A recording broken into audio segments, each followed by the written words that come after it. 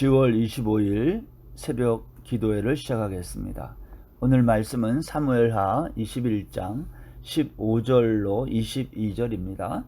블레셋 사람이 다시 이스라엘을 치거늘 다윗이 그의 부하들과 함께 내려가서 블레셋 사람과 싸우더니 다윗이 피곤함에 거인족의 아들 중에 무게가 300세겔 되는 노창을 들고 새 칼을 찬 이스비브노비 다윗을 죽이려 하므로 수리아의 아들 아비새가 다윗을 도와 그 블레셋 사람을 쳐 죽이니 그때에 다윗의 추종자들이 그에게 맹세하여 이르되 왕은 다시 우리와 함께 전장에 나가지 마옵소서.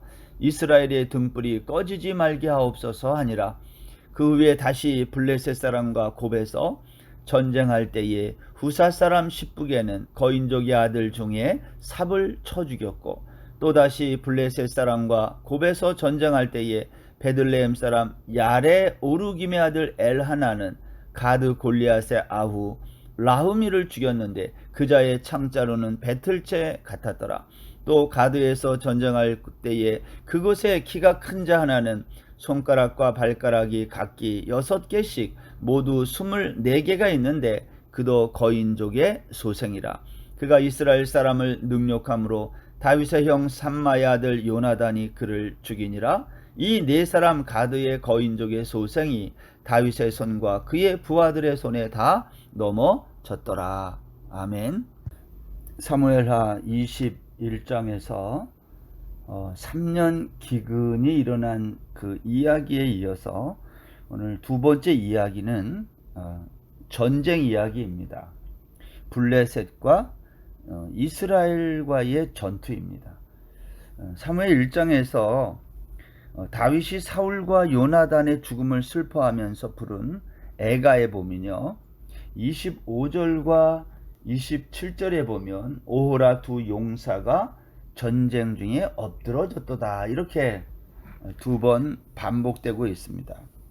두 용사가 엎드러졌다. 이 두 용사는 사울왕과 그의 아들 요나단을 가르치는 거죠. 사울 왕국에도 이렇게 용사들이 많았지만 오늘 본문에서 블레셋과 이스라엘 사이에 전투가 벌어지는 이 장면에도 보면 블레셋 나라에도 용사들이 많았음을 알 수 있습니다. 여러분, 용사라는 것은 우리가 창세기에서도 살펴보고 있지만 예를 들면 가나안 땅에 있었던 안악자손, 또 노아 시대 때 나타났던 많은 용사들, 힘 있는 자, 아니면 영웅 니므롯, 이러한 사람들이 다 용사입니다. 성경은 이렇게 힘 있는 사람들의 이야기 속에서 그 힘을 거부하는 사람들의 이야기가 늘 같이 나오는 거죠. 여기 15절 오늘 본문에서 블레셋 사람이 다시 이스라엘을 쳤다. 이 블레셋이란 힘 있는 사람들인데요. 이 힘 있는 사람들은 다시, 이 다시라는 말은 계속되는 전쟁, 힘이 있으니까 전쟁이 그치지 않는 거죠. 블레셋이 계속해서 이스라엘을 공격하는 겁니다. 그러한 전쟁 속에서 다윗이 어떻게 했는가 하는 거예요. 힘 있는 사람, 블레셋 사람들의 이 전쟁, 계속되는 공격 속에서 그것을 거부하는 사람들, 이스라엘은 어떻게 반응했는가? 특별히 다윗은 이 문제를 이렇게 반응하고 있습니다. 15절 우리 오늘 본문 중간에 보면 다윗이 그의 부하들과 함께 내려가서 블레셋 사람과 싸우더니 다윗이 피곤하며, 이것은 다윗이 전쟁이 일어났을 때 명령만 내리고 그냥 가만히 있는 사람이 아니라 늘 앞장서는 왕이었음을 보여주는 거예요. 여러분, 다윗은 왜 이렇게 전쟁이 일어날 때에 앞장섰을까요? 그것은 그가 가는 곳마다 하나님이 함께 하는 것을 그가 경험 속에서 알고 있기 때문입니다. 골리앗을 쓰러뜨린 경험을 비롯해서 그는 통일 왕국 이스라엘의 왕위에 오를 때까지 하나님이 그와 함께 했던 수많은 전쟁의 경험을 가지고 있는 사람이에요. 그래서 그가 가는 곳마다 이기게 했다. 성경이 그렇게 말하지 않습니까? 오늘 본문도 마찬가지예요. 블레셋 사람들이 다시 계속되는 전쟁을 시도할 때에 이스라엘과 블레셋 사이의 전투에서 다윗은 그의 부하들과 함께 그들과 싸웠다. 어느 정도 싸웠습니까? 여기 보니까 다윗이 피곤함에 그랬어요. 여기 피곤하다라는 이 말은 그냥 일을 많이 해서 지쳤다 그 정도가 아니라 기절할 정도로 그의 몸이 쇠약할 정도로 싸웠다. 그러니까 최선을 다해서 싸웠다 그러한 말입니다. 다윗은 그렇게 피곤할 정도로 기절할 정도로 전력을 다해서 블레셋을 상대했다라는 겁니다. 그러한 와중에 오늘 여기 본문에 보면 거인족의 아들 중에 무게가 300세겔 되는 노창을 들고 세 칼을 찬 이스비브노비 다윗을 죽이려고 했다. 전쟁 속에서 다윗이 거의 기절한 상태에 있을 때에 이 블레셋의 장군이겠죠. 여기 보니까 무게가 300세겔 되는 이 300세겔이면요 거의 3.5kg 정도 되는 굉장히 무거운 그러한 무기 노창을 들고 또 세 칼을 찬 이스비브노비라고 하는 거인이 다윗을 죽이려고 했다는 거죠. 이 위기가 찾아왔을 때 오늘 17절에 보면 수르야의 아들 아비새가 다윗을 도와서 그 이스비브노 블레셋 사람을 쳐 죽였다라는 거예요. 이 장면이 끝나자 여기 오늘 17절 이하에 보면 다윗의 추종자들, 다윗을 따르는 사람들이 다윗에게 맹세하면서 이렇게 말해요. 왕은 다시 우리와 함께 전쟁에 나가지 마십시오. 왜냐? 당신은 이스라엘의 등불이기 때문이다 라는 거예요. 이스라엘의 등불이 꺼지지 말게 하겠다라고 오늘 말하고 있는 것입니다. 여러분, 어떻게 다윗이 이스라엘의 등불입니까? 표면적으로 다윗은 이스라엘이 등불이 맞아요. 그러나 다윗 자신도 어둠 속에 있음을 우리가 잊어서는 안 돼요. 사무엘하 22장 29절에 보면 이런 말씀이 있습니다. 여호와여, 주는 나의 등불이시니 여호와께서 나의 어둠을 밝히시리이다. 다윗은 자신이 어둠이라고 말을 하면서 여호와께서 자기의 어둠을 밝힐 거라고 오늘 말하지 않습니까? 이스라엘의 등불은 그럼 누구라는 거예요? 다윗은 이러한 말씀을 통해서 자기가 등불이 아니라 자기의 혈통적으로는 자기를 이어서 이 땅에 오실 메시아 예수 그리스도가 등불이라고 오늘 증언하는 거예요. 이것은 다윗 왕국이란 뭐냐? 메시아 왕국의 그림자였음을 말하는 것입니다. 우리는 이 사무엘하 이 성경을 통해서 다윗의 이야기 속에서 이 땅에 오실 메시아 왕국을 미리 보는 겁니다. 우리가 어제 말씀을 나눴지만 죄값은 반드시 처리해야 된다. 그래서 필요한 것이 십자가다라 그랬어요. 하나님은 어둠 속에 있는 다윗을 지키고 보호하신 거예요. 그리고 그로 하여금 이스라엘이 등불이 되게 하셨다. 다윗이 위대해서가 아닙니다. 다윗은 메시아의 모형으로 다윗 왕을 통해 메시아 우리의 영원한 왕을 미리 보여주는 거예요. 여러분 다윗을 보세요. 그는 비록 범죄도 하고 실수하고 넘어지고 쓰러지는 그러한 사람이었지만 궁극적으로 하나님이 그와 함께 하셔서 그를 세우고 있다. 오늘 성경이 그 이야기를 우리에게 하는 것입니다.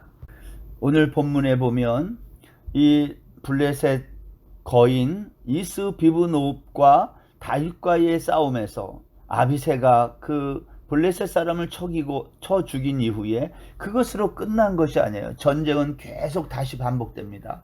18절에 보면 블레셋 사람과 곱에서 전쟁할 때에 거기 보니까 십부게라고 하는 사람이 나와요. 이 사람은 거인족의 아들 중에 삽을 쳐 죽였다. 블레셋에는 이러한 용사들이 계속 있었다는 거죠. 또 19절에 보면 다시 블레셋 사람과 곱에서 전쟁할 때에 베들레헴 사람 엘하난이라는 사람은요 가드 골리앗의 아우 라흐미를 죽였다. 그랬는데 그 라흐미가 가지고 있는 창자루가 배틀째 같았다 그랬어요. 세상에서 힘 있는 용사였지만 하나님이 함께 하심으로 이들을 다 물리치고 있음을 보여주는 거죠. 20절에 보면 또 가드에서 전쟁할 때에, 거기에는 가드에서 이제 블레셋 땅에서 전쟁하는데 거기에는 키가 큰 자가 있는데 손가락과 발가락이 각각 6개씩이다. 보통 5개잖아요. 근데 6개다. 모두 24개다. 왜 이런 표현이 있는 거예요? 그는 거인이다. 거인족의 소생이라는 거예요. 그가 이스라엘 사람을 능욕하자 다윗의 형 삼마의 아들 요나단, 그 다윗의 조카겠죠. 조카가 그를 죽였다. 성경은 이 4사람, 가드의 거인족의 소생들, 이들을 다윗의 손, 그의 부하들의 손에 의해서 다 넘어졌다고 증언하고 있어요. 무엇을 성경이 말하는 것입니까? 세상에서 힘 있는 자, 용사, 영웅들, 골리앗과 같은 그러한 자들이라 할지라도 하나님이 함께 하심으로 그들을 다 물리치고 있음을 성경이 우리에게 말하는 것입니다. 세상은 어느 시대나 힘 있는 용사들의 등장으로 그 힘을 거부하는 하나님의 나라 백성들을 공격하고 또 공격합니다. 다윗 시대의 블레셋은 초기에 다윗이 다 제압했던 자들입니다. 그러나 다윗이 압살롬의 반역으로 마하나임으로 피했다가 다시 예루살렘으로 돌아올 때 그들은 다시 4명의 용사를 앞세워 이스라엘을 침략한 것입니다. 그러나 여호와 하나님은 다윗과 함께 하심으로 이들을 다 물리치게 하시고 다윗 왕국을 든든히 세워가는 것입니다. 마찬가지입니다. 그리스도인에게 있어서도 영적인 전쟁은 멈추지 않고 끊임없이 우리 인생길에서 반복될 것입니다. 그때마다 다윗이 그들의 공격을 하나님의 도우심으로 물리친 것처럼 우리도 영적인 싸움에서 승리할 것입니다. 세상에서 반복되는 영적 전쟁에서 날마다 승리하는 성도님들 되시기 바랍니다. 세상에 힘 있는 용사들이 우리를 위협하지만 두려워하지 말고 담대히 싸워 승리하시는 복된 날이 되시기 바랍니다.